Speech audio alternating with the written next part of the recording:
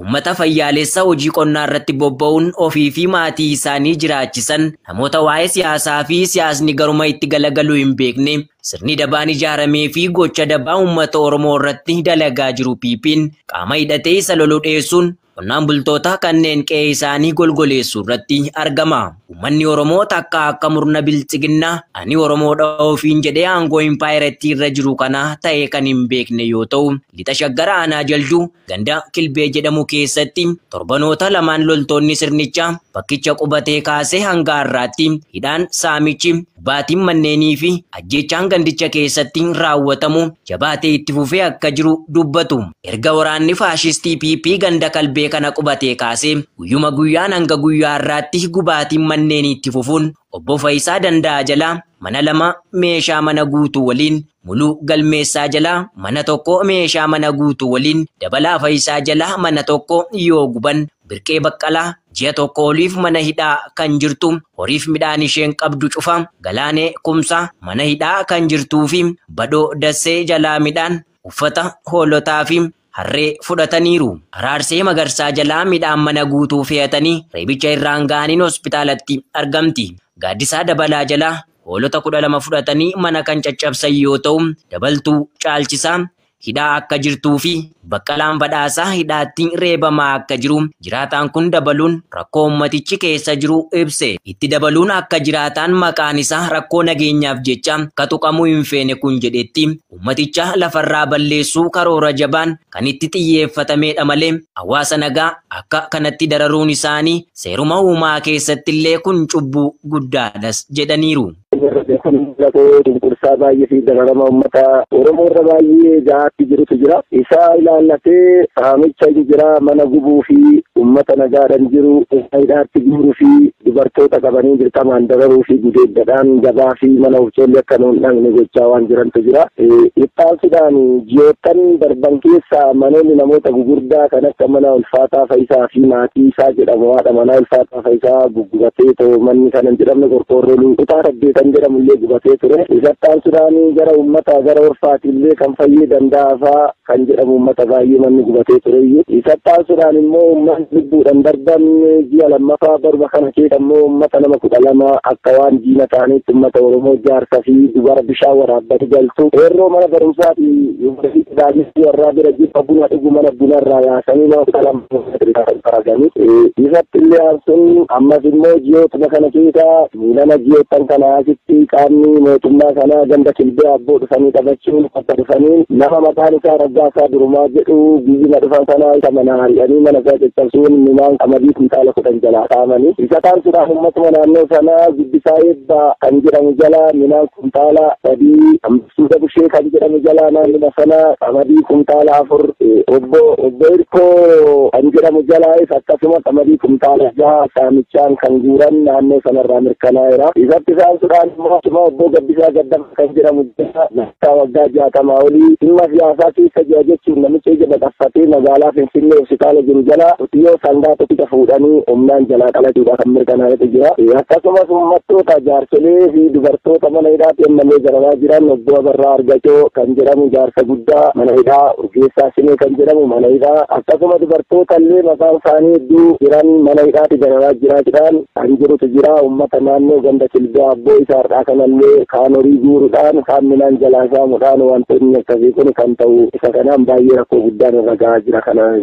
Godina Arsii Bahaa aanaa Doddotaa keessatti waraanni bilchiginnaa manneen hawaasaa 20 ol gubuun dhaga'ame. Bal'ina isaaf jaalkennaa sabaa. Sirni faashistii Abiy Ahimadiin durfamu gochoota rifaasisoo fi ajjeechaa hamaa uummata Oromoo irratti raawwatuun miidhaa qaqqabaa jiruuf kan hin dhimmamne aangoon sirnichaa akka tikfamu qofaaf hawaasni hiraarfamaa jira. Madaa uummanni Oromoo yoomiyyuu hin daganne gochoota bara bulchiinsa Minilik caalaa hammina hojjetu dachaadhaan dabalaa kan jiru yemmuu ta'u, diddaa uummanni Oromoo tokkummaan agarsiisaa jiru kuni ammoo sirnichi akka abdii kutatu taasisuu irraan kan ka'e yakkoota ciccimoo uummata irratti dalagaa jira.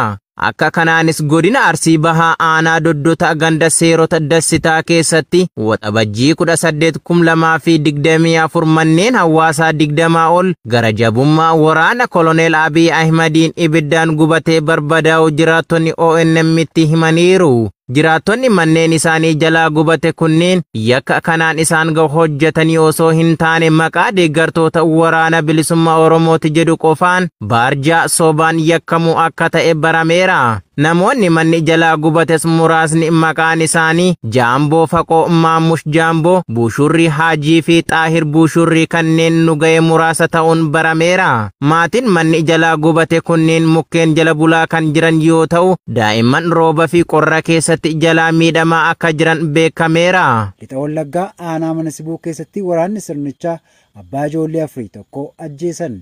Jaalirbu dhugaa waan qindeeffatte qabdi. Warri nagaa maqaatti malee hojiin raawwatanii hin beekne bilisiginnaan maqaa nageenya eegsisnaan nagaa hawaasaa booressuun lubbuu uummata nagaa obbaasaa oolaniin teessuma nama tokkoo tiksuuf jireenya uummataaf yaaddoo guddaa ta'aa jiru. Akkuma kanaan waxabajjii 19,2024 lixa Wallaggaa aanaa mana Sibuu ganda buukee Toobbaraa iddoo addaa Baabboo Lakkuu jedhamutti nama maqaan isaa obbo Yaadataa Taaffasaa Gammadaa jedhamu qe'eessaatti itti dhaqanii rasaasatti roobsuun ajjeesanii kan deeman yoo ta'u, namni kun badii raawwatee osoo hin taane Oromummaan yakkuun kan ajjeesan ta'uu jiraattonni dubbatu. Akka irraatni biyyoolessa Oromiyaa jiraattota naannichaa tokko tokko dubbisee jedhanitti obbo Yaadataan kanaan dura milishaanuuf taata jechuun dirqiin qabanii osoo deemaa jiranii harkaan miliquun gara qe'eessaatti deebi'ee maatii isaa jireeffachuu irratti kan argamu ta'us badii osoo hin qabaanne milishaa keenya ta'uu didde jechuun ijoollee isaarraa ajjeesuu jiraattonni miira gaddaan dubbatu. Namni bilisiginnaa gocha badii waraana isaa fi finxaaleeyyiin raawwachaa jiru tuffii Oromoof qabu kan agarsiisudha jedhu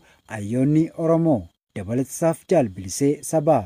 Gareen maafiyaa bilisiginnaa ajjechaa uummata Oromoo qaama finxaaliyyaa Amaaraa raawwatame osoo arguu akka hin arginetti osoo dhaga'uu akka hin dhageenyetti dabarsuun isaa uummata Oromoof tuffii qabaachuun mul'isu jechuun taatee Oromiyaa keessatti raawwachaa jiru balaaleffatu. Irra deddeebiidhaan godinaalee Oromiyaa garaa garaatti ajjecha jumlaa uummata Oromoo irratti gaggeeffamaa jiru balaaleffachuun gochi kun murna bilisiginnaa fi garee finxaalayyootaa itti gaafatama seenaa fi seeraa jalaa hin baasu jechuu yaada isaanii irratti biyyoolessa Oromiyaatti himan.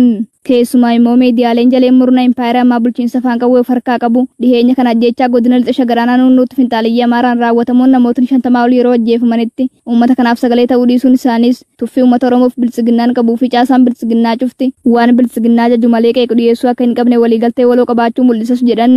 Bakkoota garaa garaatti hidhaa fi dararaan kan hammaate roorroon biyya ofii irratti jabaachuu waan ta'eef uummanni bilisiginnaa dura dhaabbachuun mormuun dirqama jedhu. Impaayera kana keessatti murni dhufee darbaan uummata Oromoo ajjeesaa hidhaa saamaa buqqisaa fi cunqursaa kan darbaa dhufe waan ta'eef murni bilisiginnaa akkuma abboota isaanii kaleessaa seenaa fokkisaa uummata kana irratti dalagaa akka jiru agarsiisa jechuun hayyootni Oromoo siyaasa impaayeratti barootaaf hordofaa jiran ibsu. Itti dabaluun jedhu hayyootni kunneen murni impaayera Itoophiyaa geggeessaa jira jedhu bilisiginnaan oduu sobaatiin akka waan ummatichaaf nagaa yaadee hojjechaa jiruutti uummata burjaajessuun ajjecha jumla raawwachaa jira. Kun immoo diigamuu keessoo bilisiginnaa jabaachuu diddaa uummataa fi kufaatiitti deemuu impaayeratti agarsiisa jechuun ibsaniiru. Oduu biyya alaarraa arganneen ammoo Israa'el seera waraanaa Gaazaa keessatti cabsuu malti jedha waajjirri mirga namoomaa mootummoota gamtoomanii.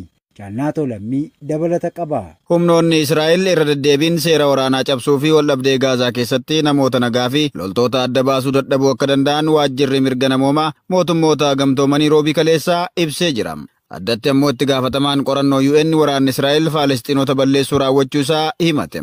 Gabaasaa aleellaa Israa'el ja'a kan lubbuu namoota hedduu galaafatee fi bu'uuraalee misoomaa siivilii barbadeessa irratti baaseen waajjirri mirga namoomaa UN OHCHR humnoonni Israa'el sirnaan qajeeltowwan addaan baafamuu madaaluu fi of eeggannoo aleellaa keessatti raawwataman cabsuu danda'u jedhee jira. Ulaagaa malaa fi mala waraana miidhaa siivilii irraa fagaatu yookaan yoo xiqqaate hanga hunda xiqqeessuu filachuu duula boombii Israa'el keessatti yeroo hundaa kan sarbame fakkaata jedhan Koomishinara olaanaan mirgoota namoomaa UN Volker Turk. Ergamaan dhaabbata Israa'el mootummoota gamtoomanitti Jenevaatti qabdu xiinxala kana dhugaa seeraa fi mala dogoggoraa qaba jechuun kuffiseera. Walgahii addaa mana maree mirgoota namoomaa mootummoota gamtoomanii Jenevaatti taa'een itti gaafatamaa Koomishinii qorannoo mootummoota gamtoomanii Naavi Piiley namoonni waldhabdee kana keessatti miidhaa raawwatan seeraan dhiyaachuu qabu jedhee jira.